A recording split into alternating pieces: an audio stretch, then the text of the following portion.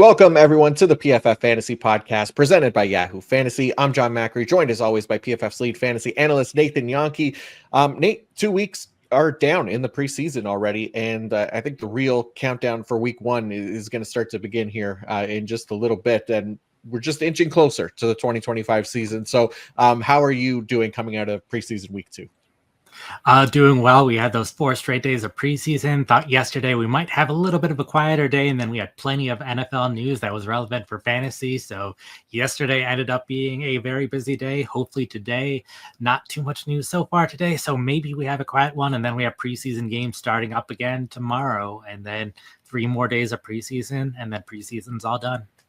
Yeah, it is. It's nice kind of having just the 3 weeks of preseason. Like the 4 weeks, I felt like it was way too long. Plus, nobody really used their starters in that 4th week, right? So I'm sure it'll be similar, here in preseason week 3. It's been that way before too. But yeah, at least we get, it's more condensed, so there's more reason for these teams maybe to play some starters and get them some action as well. So I'm looking forward to it. And then once we get past that, it's week 1 time, and we're going to start locking in the weekly rankings and getting ready for all of that stuff. It's going to be a lot of fun. But today, at least, we're talking fantasy sleepers, and for this, we're going to dive into the ADP. I used Yahoo's ADP, obviously presented by Yahoo Fantasy here, to find kind of the best options going outside of the first 10 rounds or so in fantasy drafts. So that's kind of the guys that we're focused on today. So keep that in mind kind of as our threshold here. And I'm sure there's going to be some guys that are on the rise as well as we get closer to week 1 and maybe don't qualify for this as we get closer to the start of the season. But right now, I think these are some IDPs that we can take advantage of at the time of this recording. So Nate, with that being said, let's get this party started and cover our lone quarterback on the list today, a man who is going as QB 24 on Yahoo and one who you have ranked as QB 10. So a potentially massive value in drafting JJ McCarthy of the Minnesota Vikings right now. Oh, yeah. Very excited about McCarthy. I've been getting him in a ton of my drafts this year. Since I've been generally fine waiting at quarterback, I think if you want to draft a quarterback or a tight end early, it makes sense. I think it's a little bit difficult to draft both players, but I at least want to get a quarterback or a tight end early. And because at tight end, a lot of the sleepers that you might like at tight end, a lot of them are going in that 9th, 8th round or so. So if you want a tight end, you still have to draft them a little bit earlier. You probably want to draft 2 of them. It really kind of puts a wrench in the draft if you wait too long at tight end. So quarterback ends up being the position I'm waiting for, and McCarthy being one of those guys that I think can have a clear top 10 season. The Vikings quarterbacks have consistently been top 10 fantasy quarterbacks. We saw that with Sam Darnold last year. We saw that with Kirk Cousins in 2022 and 2023 when he was healthy. Even when he was injured, we saw Joshua Dobbs be a top 12 fantasy quarterback for 3 of his 4 games where he was playing 100% of the snaps. Nick Mullins, a top 14 fantasy quarterback when he was playing 100% of the snaps. Both of those quarterbacks had weeks where they were top 5 fantasy quarterbacks. So we've seen lots of different guys do it. I think McCarthy has the chance to be better than all of them. And I think they have a really good team around him. And our receiver corps rankings that we did earlier in the offseason, the Vikings ranked 6th, and the offensive line rankings, they ranked 7th. Vikings made lots of changes to improve the interior of their offensive line, which is a bit underrated to go along with all of the other great skill players that we know they have. TJ Hawkinson, hopefully a little bit healthier this season. So they also have a team that's very consistently had a high passing rate over expected. I also think McCarthy is capable of running the ball. I don't think he'll be one of these top elite rushing fantasy quarterbacks, but I think he will have more rushing production than a number of other starters. So I think I have him ranked in my top 10 fantasy quarterbacks for the year. I think he's capable of having a huge season, and he could be one of those very top passing quarterbacks in terms of fantasy production this year. Yeah, I'm completely with you. I know we've talked about it before, but like even just comparing him to Sam Darnold last season, right? Like Sam Darnold was, I think, like QB 30 in ADP last year, somewhere around there, right? And he ended up putting together a great fantasy season, 20 points per game, and he was like, I think QB 7, I want to say. So the weapons, the offense, all of that is a big part of it. And yeah, sure, Jordan Addison is going to miss the first 3 games of the year with the suspension, but he'll be back out there, and it's just another added weapon for JJ McCarthy. And what I love about him right now in drafts is he's been like, I've been doing a lot of super flex drafts lately, and he has been like the perfect like QB3 that I keep ending up with for my team. And if I end up with like a lot of, say, Kyler Murray or Justin Fields, who of course they have some risk with them at quarterback, like I don't think there's much risk in JJ McCarthy, especially at that price. And like you said, the upside is absolutely there. And then for one QB leagues as well, like he could be the same thing, like being drafted as QB 24. Like if you go quarterback early in your draft, like you said, you get Lamar, Allen, Daniels, those guys are starting for you every single week regardless. So you're not really spending another pick on a quarterback for a long time. And you end up with JJ McCarthy late in your drafts like that. I think that works out very nicely. So he's somebody that I would definitely like to continue getting here in drafts, because he's been a big target for me as well this year.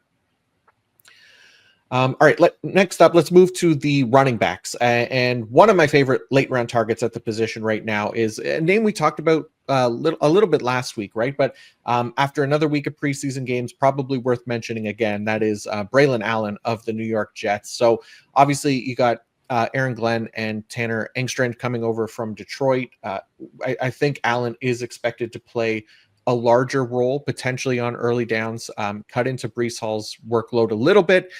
There has been some hype and I think evidence coming out of training camp to support this belief. We saw little mixing in preseason week 1, which we talked about last week. And then in the second preseason game, Allen cut in even more into Breece Hall's workload, taking all of the short down and distance carries, right? And even though he didn't, the team didn't sniff the goal line, I'm thinking this is going to be Allen's role as well, right? I think they had one snap in the red zone for those first 2 drives with the starters, not much the week before either. I think that first preseason week, Fields took like one of the only 3 red zone snaps with the starters for a scramble touchdown, which was cool, but no goal line look. So anyways, we've talked about it a lot already, but Allen's, I think, play on early downs and as a runner last year were also more encouraging than Breece Hall. So again, just adding to that potential shift to kind of mimic the usage of like a David Montgomery and Jahmyr Gibbs potentially. So if we get to see Allen more in those situations, I think he can be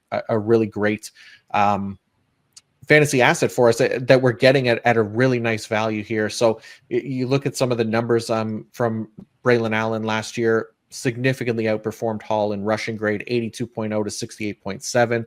The short yardage situations as well, at Braelon Allen, a 90 rushing grade on 18 attempts compared to 72.6 on 23 attempts for Breece Hall. Again, Allen is the bigger and more effective runner here. It makes sense that he would play that early down and short yardage role. And then even when it came to like stuffed runs as well, Allen was only stuffed on 12.5% of his of his total runs, which was the second best mark in the league. Breece Hall was stuffed on 40.9%, which was a bottom 5 mark in the league. So a big difference between the two. Obviously, that was last year. Things can change year to year, but I think based on what we've seen so far and most recently, I think all the evidence points to Allen being more involved this season and cutting into potentially Hall's receiving workload as well. We'll see about that, but I think he's one of my top sleepers for the running back position this offseason for sure. Yeah, I think my inclusion of Allen probably hinges a bit on the idea that Breece Hall might get traded at some point this season, because I think if Breece Hall does not get traded, we will see all 3 of these running backs. Like you said earlier, he graded well last season as a runner. A lot of that came in short yardage. I expect him to definitely be the short yardage back this season, but I also expect him to get a decent amount of work on early downs. That first preseason game, he played 2 of 10 snaps with the starters, but all 3 guys saw some work. This past week, Isaiah Davis was out. He played 8 of 18 snaps with the starters. That included 5 carries. That included short yardage work. That, interestingly enough, included third down work, which is not what you would expect out of Braelon Allen. It seems like they do not want to use Breece Hall on third downs this season. In the first game, it was Isaiah Davis getting the third down work. So my concern is if Breece Hall is playing this season, then if I don't think it's going to be a David Montgomery, Jahmyr Gibbs thing if it's 3 running backs, because then you got 3 guys rotating. Davis is the closest thing to Jahmyr Gibbs in that offense, in which case it's Hall and Allen fighting for the David Montgomery stuff. I don't think it'll be exactly like that if they end up sticking with all 3 running backs, but I think Allen will outperform his ranking in terms of his production this season. I don't know if it'll be enough to make him a starter, but I do think if the Jets move on from Breece Hall, if he's not adding anything to the offense, then he becomes a clear lead running back on the team. Isaiah Davis becomes a clear lead receiver. There's even a chance Isaiah Davis in that situation could outperform Braelon Allen in terms of fantasy production. So while we are talking about Braelon Allen, I think Isaiah Davis is right up there in terms of sleeper running backs to consider. I could see if Hall stays there, Davis even outperforming Allen, because I think Davis will get most, if not all, of the third down snaps this season. Allen will hopefully get those short yardage touchdowns, but like you said, in the preseason, we saw Justin Fields scramble. While I expect all normal, like 2-yard runs, 1-yard runs to go to Allen, maybe we see the tush push. Maybe they don't want to do it in the preseason. Maybe they do it specifically at the goal line to score touchdowns. We'll see what their strategy ends up being, because if Justin Fields takes those tush push touchdowns, that is a problem for Allen, because part of Allen's appeal is if there's any running back who's going to be scoring touchdowns in this offense, it's going to be Allen.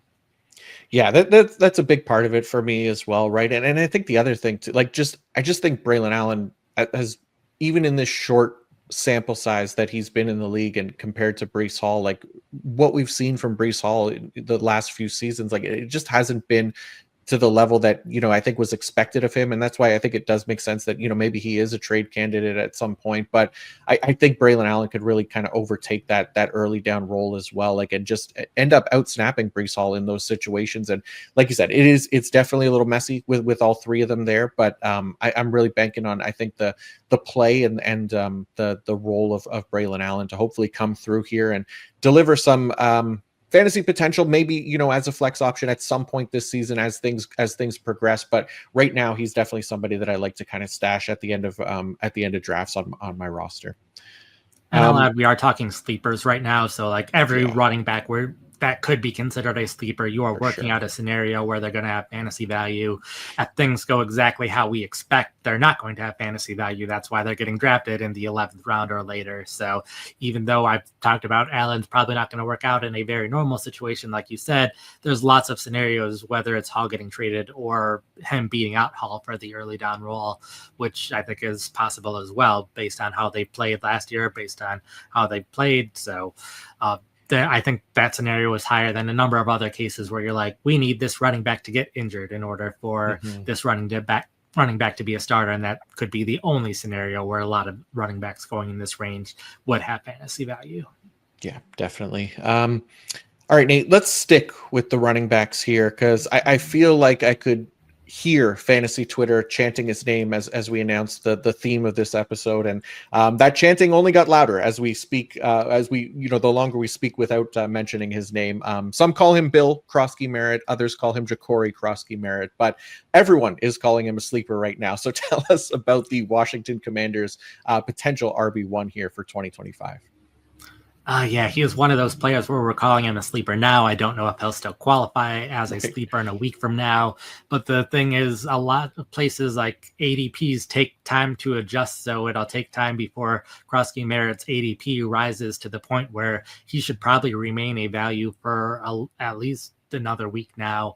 If you haven't been keeping up, Brian Robinson Jr., it sounds like he is on the trade block. He did not play in the last preseason game because the possibility of him getting traded. It sounds like they are even willing to eat some of his contract in order to make a trade happen to get a draft pick. So I think they'd rather eat some of that contract and get a draft pick than release him. But if they can't find a trade partner, I'm assuming they are going to release him, because it doesn't sound like they have room for him on the roster. They have 4 other running backs that they are happy with. Croskey-Merritt and Rodriguez are fighting for those early down snaps. Eckler and McNichols are fighting for those third down snaps. That's kind of what we've seen so far this preseason. Eckler hasn't played in the preseason. McNichols has played in the third downs and then also had the 2-minute drill this last preseason game.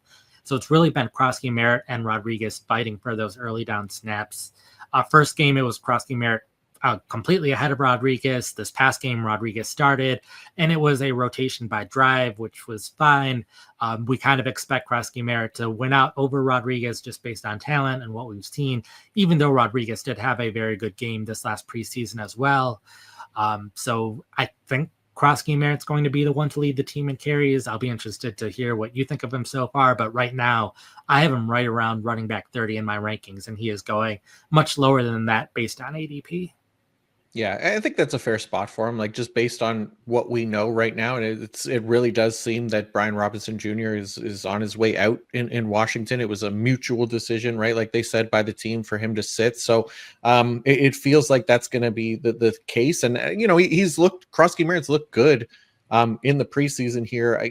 This is, I feel like, I think I mentioned it last week. This is like new Alfred Morris, right? He might not be, the best dynasty asset, but all signs point to him being a strong year one-year option for us, right? And we'll see. Maybe he becomes something more than that long term. It'll all depend on how he looks this year. But I've gone and picked up some Chris Rodriguez in a few places as well, just to be safe. But it does at least look like Croskey-Merritt is the top option here going forward. And even if he's not amazing, like that's obviously the risk here in investing too much in him. Like I've seen some wild, obviously, screenshots. I don't know if they're done ironically or, as a meme of him, going in like the third round of drafts and stuff like that. It's getting a little crazy.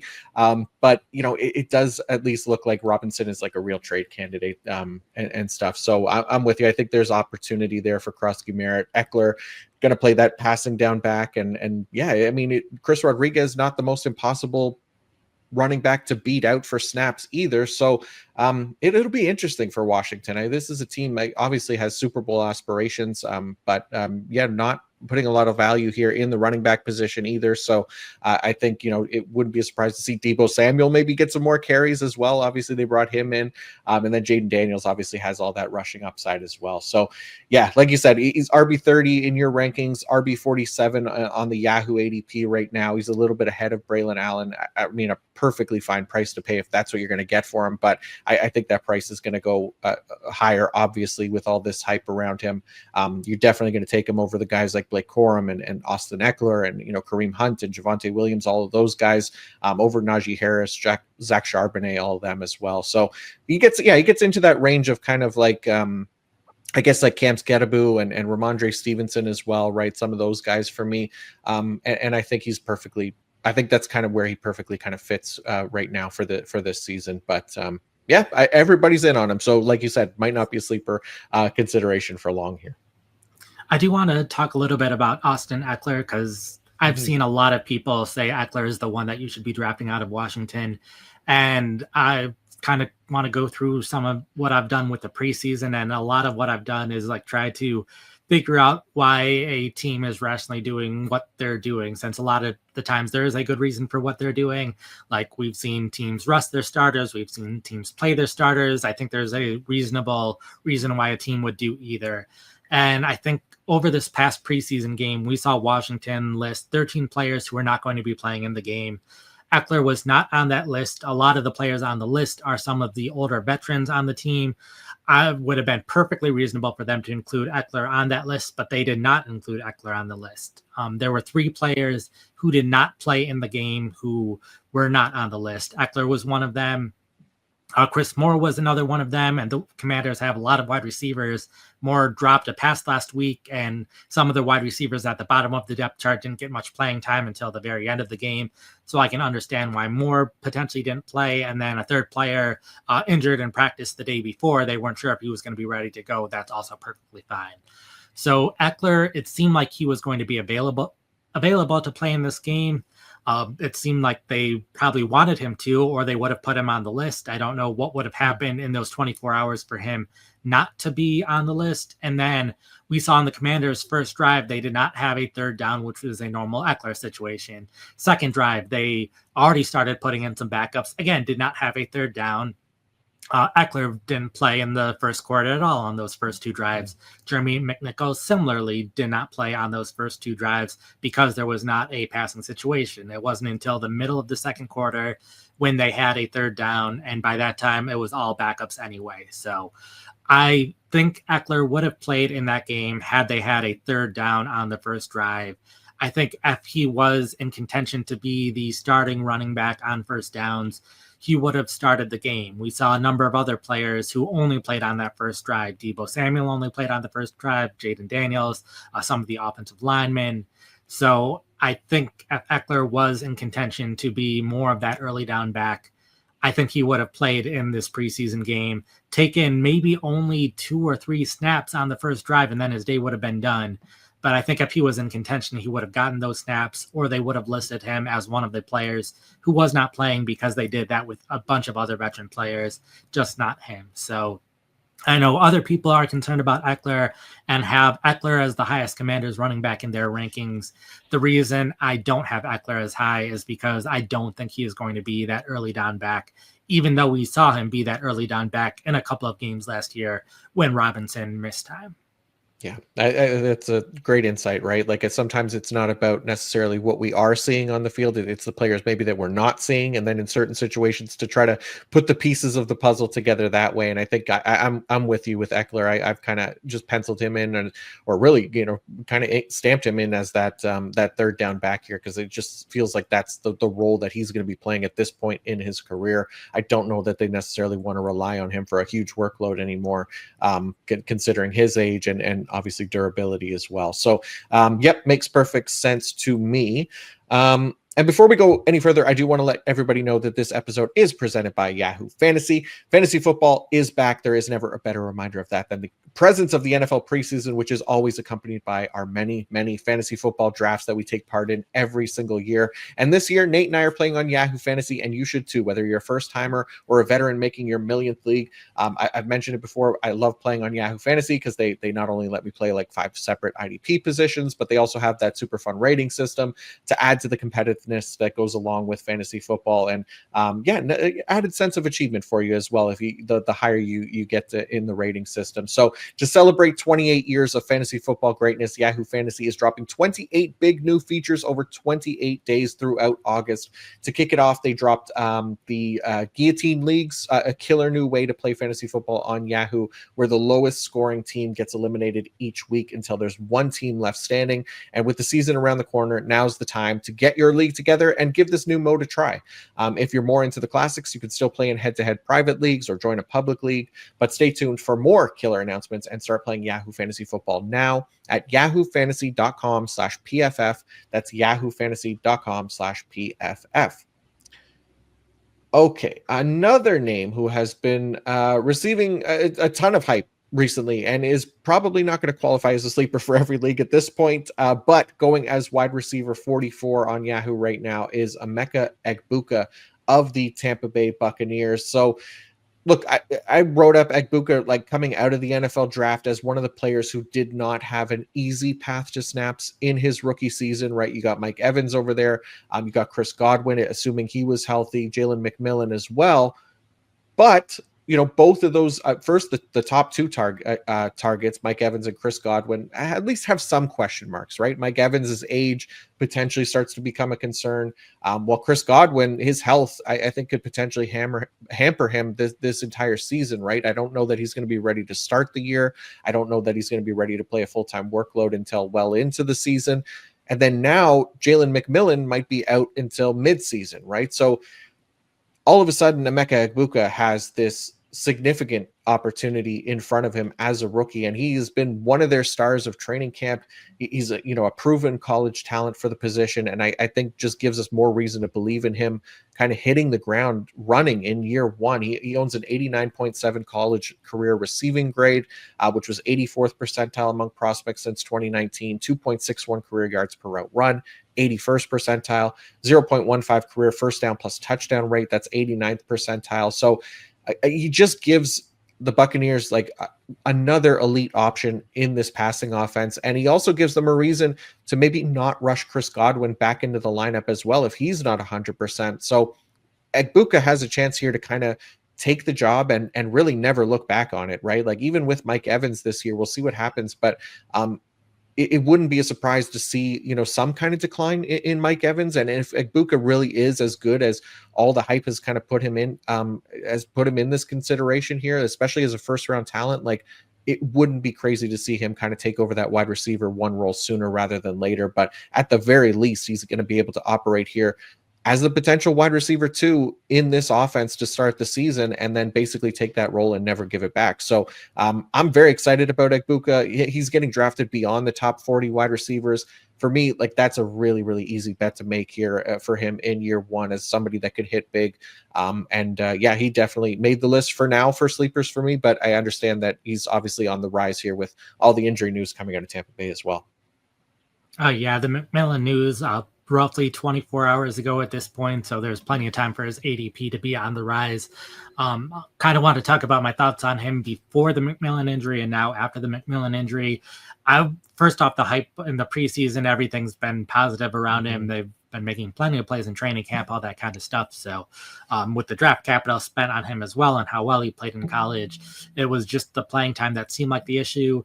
The first two preseason games, I thought it was very interesting how they used him. I thought that he would be playing in the slot because that's what I expected early in the season. I expected Chris Godwin to potentially miss some time, in which case Egbuka, who played primarily in the slot in college, would be playing in the slot here. But he has been playing at the X receiver spot. Mike Evans has sat out the preseason, understandably as a veteran, not concerned about his health or anything, but he's been playing the X role where Jalen McMillan's been playing his usual role at the Z receiver.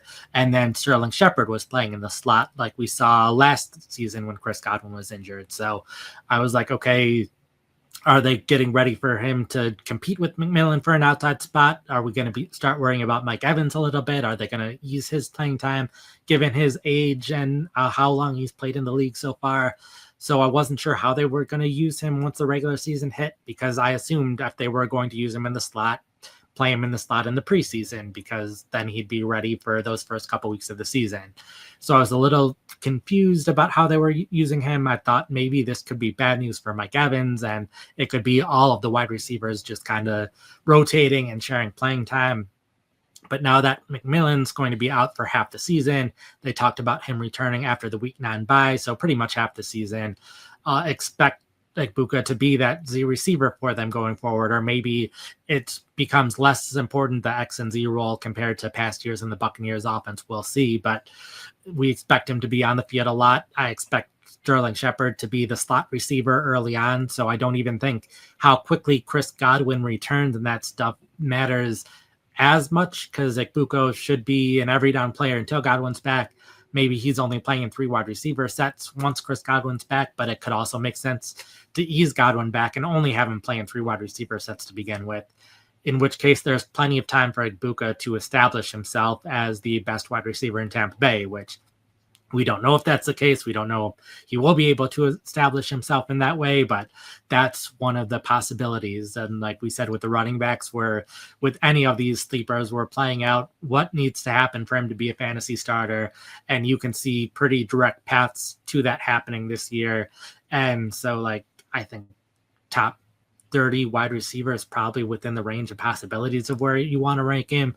I definitely moved him up my rankings yesterday. I don't know if I ended up moving him up enough in my rankings. We'll see how ADP starts to land and that kind of stuff. But right now, you just want to make sure you're picking him before anyone else is picking him. Yeah, I think he's still in a great spot right now, value wise, and I just love that the situation has gotten better. I think better for him since he was drafted, right? Because immediately when he got drafted to Tampa Bay, right, it was like, okay, well, we're gonna have to be patient, right? Mike Evans, Chris Godwin, Jalen McMillan, etc.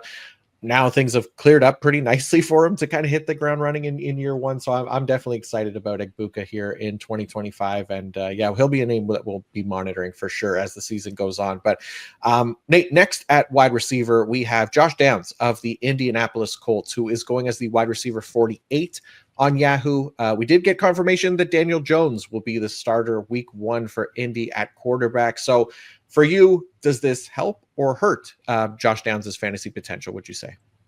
I think it definitely helps. I think there was a big difference in between Daniel Jones and Anthony Richardson in terms of their style of play at quarterback.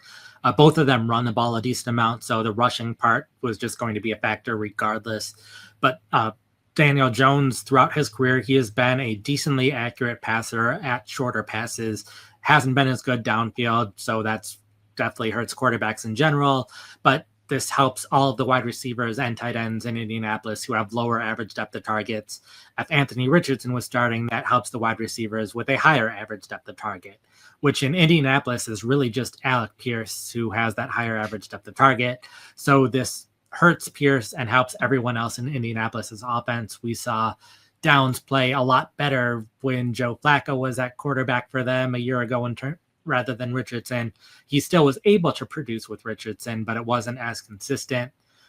He has played excellent at wide receiver. He has an 85.1 receiving grade, 11th best among wide receivers last year. His big problem is he only plays in 11 personnel in the slot, so he's not on the field in 2 wide receiver sets, but Indianapolis runs a lot of 11 personnel. They're consistently among the top few teams in the league. So I think all of that is positive for him from weeks 4 to 11 last season. 15.8 PPR points per game. He was injured before that and wasn't playing. He was dealing with injuries after that, wasn't playing as well. But when he was healthy, he was a top 15 fantasy wide receiver. I think my only concern with him is I think he'll have more competition for targets this year. Michael Pittman is a lower average depth of target receiver, even though he plays on the outside, was dealing with back injuries throughout last season. Would have been completely understandable if he just landed on injured reserve and did not play through them. So Pittman, I am considering how he played in previous years, and he played relatively well in those past years. I do not care how well he played last year because of the injury he was playing through. And then they drafted Tyler Warren as well. Warren has also looked good in the preseason, seen a decent number of targets. So I think it's going to be a pretty decent battle of competition for targets between these 3 receivers. My guess is 2 of them will end up working out, and you can start them in your fantasy lineup. 1 of them will not. I don't know which one it'll be, so I am happy to take chances on these Colts wide receivers, all 3 of them, compared to where they're currently getting drafted. And then hopefully I get the 2/3 chance that they work out. Yeah, it makes sense. I'm with you. I think it'll be 2 as well. I tend to lean toward Josh Downs and Tyler Warren. I just think that their roles in that offense are going to be targeted heavily. I mean, I understand that they both are going to probably see similar type targets, but I think with Daniel Jones at quarterback, like you highlighted, like that kind of makes the most sense that that's what is going to be his most common area of the field that he's going to target is within is those slot guys and his tight end. So I do think Josh Downs has got a really good chance here. I really liked what he did last season. He was obviously the Colts' most targeted player on a per play basis, 28% target rate across the 14 games that he played. And, you know, he was really good as well. He ranked like 11th in PFF receiving grade with an 85.1. He tied for 17th in yards per route run, 2.20. Really good against man coverage as well. I remember he was somebody that kept getting highlighted in the wide receiver man zone coverage report. He was 16th in PFF receiving grade versus man coverage. He ranked top 25 in wide receiver fantasy points per route run versus man coverage as well. He was even top 20 versus zone. So he was good across the board, really, at 12.6 PPR fantasy points per game. That was good for wide receiver 3 production, but he's not getting drafted as that right now. And I think there's, a reason to believe that he can return that level of production and potentially better, depending on how well his season goes and if he stays healthy. So yeah, getting him outside of the top 100 picks right now definitely feels like a really great value. Again, if he stays healthy and depending on how good the quarterback situation is there, but it does feel at least like Daniel Jones probably the better option at this point over Anthony Richardson. It's a bummer that it didn't work out for Richardson. Obviously, there was a ton of fantasy value to be had with him and his rushing upside, but I mean, the accuracy has just been a killer for him. For the team to not want to continue to roll with him as a starter and not give him more chances here, I think tells us everything in what they're seeing with him in camp and the preseason. So it makes sense that Daniel Jones is the starter here. And I think we should be excited about that for the guys like Josh Downs and Tyler Warren, potentially Michael Pittman as well. I'll just add a little bit of draft strategy stuff here with sleepers in general. Like we're talking about scenarios where they might work out. A lot of them, like Braelon Allen, I probably don't want in my starting lineup until I see it happen. And then I put him in my starting lineup. I think Downs is the kind of player where I'm generally comfortable putting him in my last wide receiver spot in my lineup, knowing there's probably going to be a couple weeks where it doesn't work out as well as I'd like. But I think plenty of weeks he'll be fine with him in your lineup. So if you're a team that for whatever reason hasn't drafted enough wide receivers early, he is someone that I would very much want to consider because you can put him in your starting lineup. Also, like if you've drafted plenty of wide receivers, also perfectly fine drafting Downs. But I think Downs is that perfect kind of player where if you went running back heavy early, drafted a quarterback early, tight end early, wide receiver is the weak point on your team. Maybe you drafted some of these younger wide receivers that you're hoping work out. Downs, I think, is the perfect player that you can just set in your fantasy starting lineup. Maybe he's not going to have that top 10 production because he's not on the field in all situations and because of the offense in general. Maybe he peaks out as that wide receiver 15-ish area. So he might not have the exact same upside as some other wide receivers, but I think he is someone that most weeks you can just put him in your lineup and get pretty decent production out of him. Yeah, for sure. All right, lastly, let's wrap things up with wide receiver 65 on Yahoo. And one of my favorite breakout candidates for this season at the wide receiver position, that is Marvin Mims of the Denver Broncos. And I didn't include him as a breakout last year, but I definitely thought there was at least a chance that maybe he could get there. And it didn't really start out great for him. He was only averaging like 25% of the team's routes for like the first 10 weeks of the season. It was only like 1.9 targets per game. So it looked like kind of hope was lost with Marvin Mims as far as a breakout last year. You know, we did see him increase his role, though, in the second half of the season. His route share increased to 41%. Still not great, but it is an improvement. You know, a career high 3.9 targets per game from week 11 through the team's lone playoff game as well. So that was definitely providing some more hope. And what I think we're hoping for here in year three, and what we've kind of seen at least through the preseason as well, is that Marvin Mims is going to play a much larger role than that. And we're ideally hoping for, around 70% or so, or higher. And again, we talked about it last week, but we did see Sean Payton rely on him to that level in the team's lone playoff game last year. So that was really encouraging. He also was getting very heavily involved as one of the top target earners on the team. He had an 28.5% target rate through the second half of last season. That was up from just 15% through his first year and a half in the league. So again, high target rate, but we want to see the routes increase. Hopefully that'll be the case here. And a big part of it too was them just finding different ways to get him involved in the offense, right? He was, this really kind of high average depth of target option here through like the first stretch of his NFL career. And then I think I mentioned it last week as well. Like once he emerged with that larger role last season, his average depth of target dropped to like 4.8, right? So they were finding ways to get him more involved with this low ADOT and getting the ball in his hand. And he was really, really effective once that was the case. He averaged an elite 3.63 yards per route run from week 11 through the team's playoff game last season, which was up from just 1.32 to start his career. He led all wide receivers in yards after the catch per reception as well at 12.3, which was 3.8 yards per reception more than the next closest player.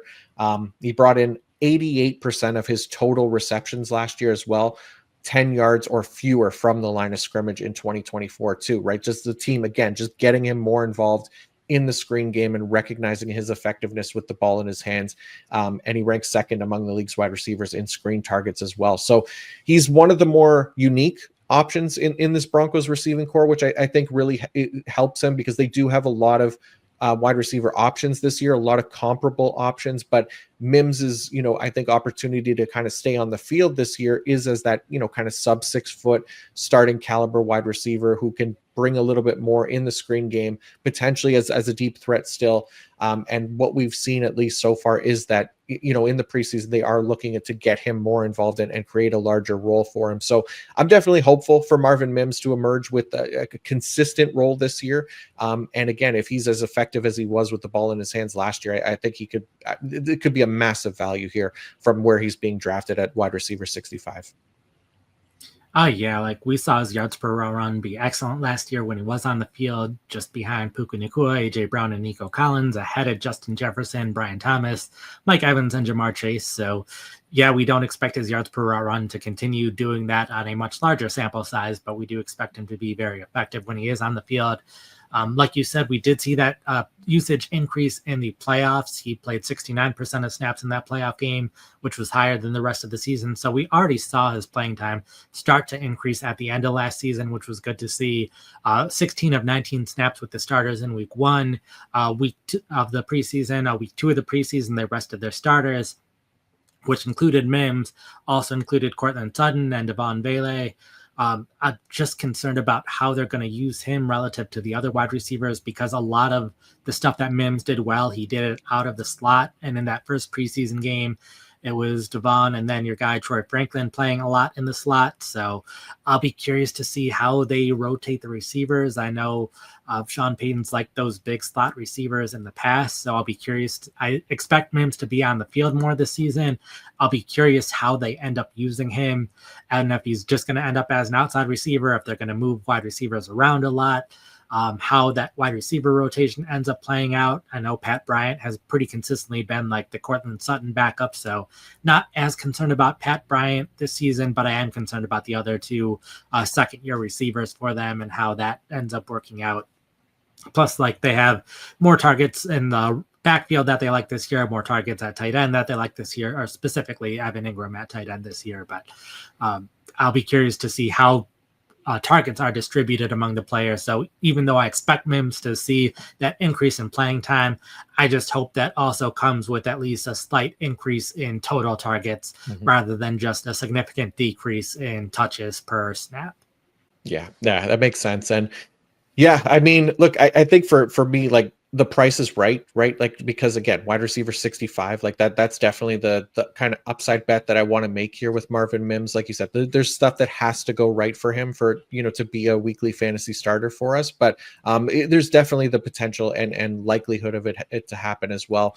The likelihood of Troy Franklin hitting, I feel like, is getting a little bit better. At least there's been a little bit of a hype around him as well this preseason, but who doesn't have hype around them this preseason? But I'm at least still hopeful for that one here.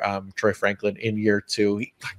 You just got to catch the ball. He did way too many drops last year, but I thought he was good. I thought he was good when he was out there. Just, obviously finishing plays is a little bit important to fantasy success and NFL success. So we'll see how the Denver offense shakes out, but definitely one of the more interesting ones this season. But excited about Marvin Mims, but that is going to wrap us up for our sleepers this week. So thank you all so much for listening and watching. And if you're on the YouTube, please feel free to give us a like and a subscribe to the channel. We greatly appreciate that, as always. Nate, thank you to you as well. And before we do go, let everybody know what you have going on over at pff.com this week. I have like 5 or 6 articles going up every day, have rankings, have lists, have perfect draft strategy, have the preseason recaps, which have been going up and will continue to go up immediately after games. Have a ton planned for next week. I think I talked it over with editorial yesterday, and between like Tuesday of next week and Monday of the following week, so the very peak of fantasy draft season, I think I have 84 pieces that I'm either writing or getting back fully up to date to make sure that all of my articles are up to date so that you make the best decisions when making your fantasy draft. Also, last night had a piece go out about Brock Bowers, since I know I talked about him with the preseason usage. Wanted to go even more in depth in terms of my process, in terms of how I come up with my rankings, what changed, all the things that led up to it, that it's not just here's what happened in the preseason and I'm only basing it off that. It's everything that's happened for the Raiders over the past year or so. So also have that in podcast form as well as in terms of writing. So whichever way you want to read that or listen to that, I know if you've been lasting with us throughout this episode that you are probably willing to take a chance on that rather than just dismiss it outright like I've seen plenty of other people do, and they just read the headline and don't read anything else. So thank you for sticking around for us this long. Thank you for reading all of our content. And again, like, all of it's going to be there, and we'll also be ready for the season, which, like you said, is coming up very shortly. We're like 2 weeks away from having week 1 content go out, probably have waivers and start sit, and we'll have the recaps for the regular season as well. Yeah, busy time of year. I mean, and yeah, if you haven't watched the Brock Bowers video breakdown here on the YouTube, definitely go check it out. Nate does an excellent job in there. I loved it. I thought it was really, really well detailed. And something you're not going to get anywhere else. And I mean, look, who the hell else is writing 84 articles in a year, let alone in a week, right? So that is, again, something you only get here at pff.com. So make sure to check out all of the stuff that we have going on. And then next week, Nate and I, we will be back again for the final full week before the NFL season. So stay tuned. And until next time, peace out.